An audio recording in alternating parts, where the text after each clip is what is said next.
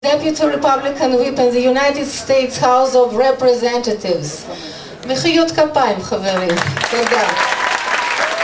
He is chairman of the Congressional Task Force on Terrorism and Unconventional Warfare. He is one of the youngest leaders of the House of Representatives.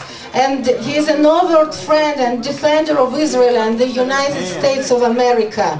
And he is often called upon for advice for President Bush on matters dealing with Israel and Iran. Whenever Israel and the Jewish people are in danger, Eric is a friend who will lead the charge in Israel's defense. Recently, Eric introduced legislation in the US Congress to condemn the Waqf destruction of Jewish history on the Temple Mount. Eric is also a leading proponent of doing whatever is necessary to stop Iran from acquiring nuclear weapons. And Eric is a long-time friend of One Jerusalem. When we asked him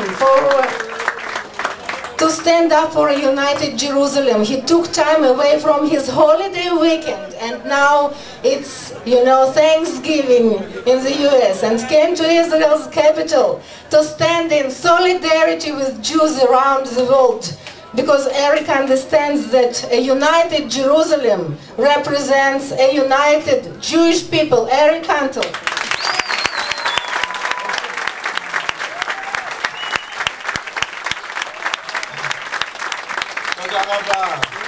Thank you. Erev Tov. Thank you very, very much. Thank you. Thank you for it's a true honor to be here. True honor, and somehow there is some irony in being here on Thanksgiving. So I'm really excited to be here, and want to thank the folks at One Jerusalem for what they've done to put this crowd together and for the cause that you are fighting for. Since I was a teenager, I have come here to Jerusalem to pray and to feel the power of its eternal spirit. I have come to absorb this city's history, to admire its beauty, and to understand its centrality to the Judeo-Christian tradition. But this time around, my excitement is tempered. As the Annapolis Peace Conference convenes Tuesday, my concern for Jerusalem's future has brought me here this evening. A fear has reawakened in all of us that this city, God forbid, will again be divided. We cannot let that happen. We cannot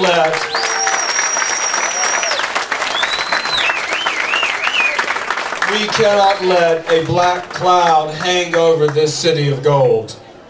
There is no mistaking that the security of Jerusalem is more fragile than many think. On the eastern edges of this city and beyond, the anti-Jewish propaganda machine still rages. Suicide bombers are still hailed as national heroes, and armed struggle against Jews is still glorified.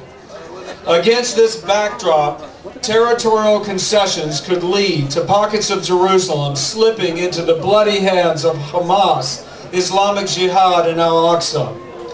Under this scenario, civilians and tourists alike would find themselves caught in the crosshairs of terrorist snipers, and Christians and Jews would pray in fear at their holy sites.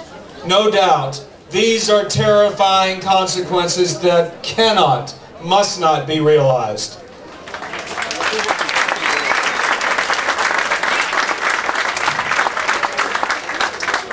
This past summer, for the third time, I had the honor of leading a Republican congressional delegation to Israel.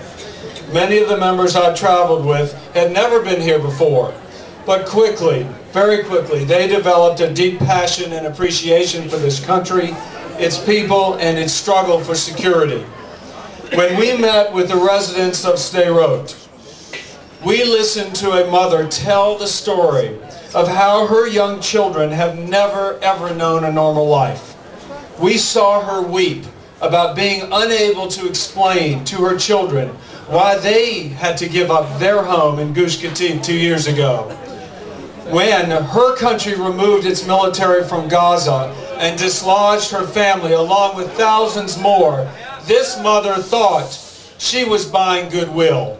Instead, all she bought, it seems, was an incessant barrage of rocket fire. Gaza proves that the presence of the Israel Defense Forces is not the cause of terrorism, but the necessary result of it.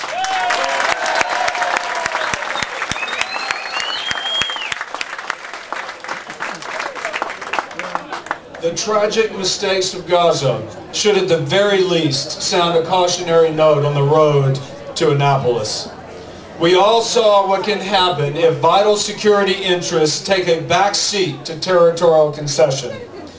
Israel has always been forthcoming and generous in its pursuit of peace, but no nation should be forced to entrust its security to terrorists that prefer terrorism over statehood and war over peace.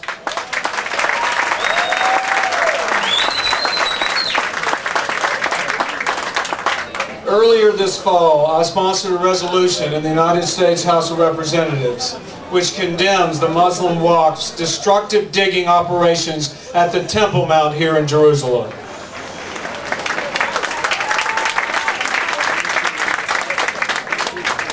Since then, many of my colleagues in Congress have asked me why I consider Jerusalem so important, and why they too should be concerned about the fate of this city.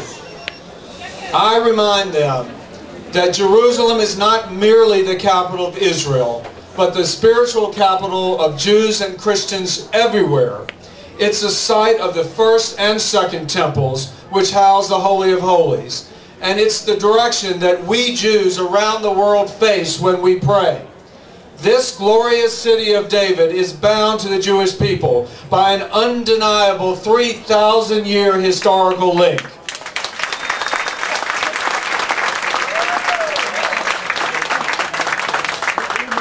And in a Jewish state whose historical connection to the land was recognized last century, both by the League of Nations and its successor organization, the United Nations, Jerusalem is Israel's lifeblood.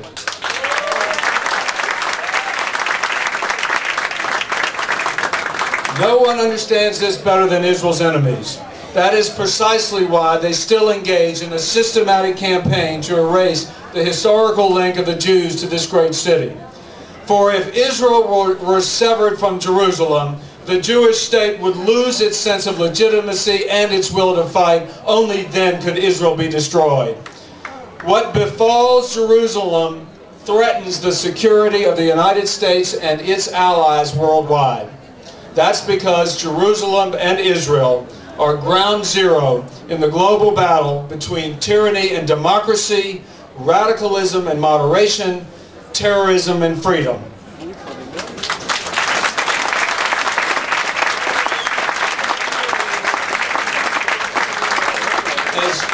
As we make decisions affecting Jerusalem that will have ramifications for generations to come, as the Chief of Staff, Bughi Ayalon, said, we must not forget the words of David Ben-Gurion. Forgive me, my Hebrew is nowhere near as eloquent as yours. Im la'eretz yesh nishama, harei Yerushalayim nishmata shel eretz Yisrael.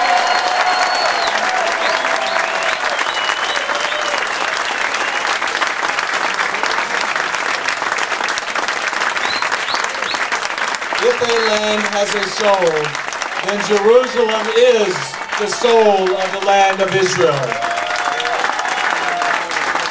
Todah Rabah. May God bless the land of Israel, and may God bless the United States of America. Thank you.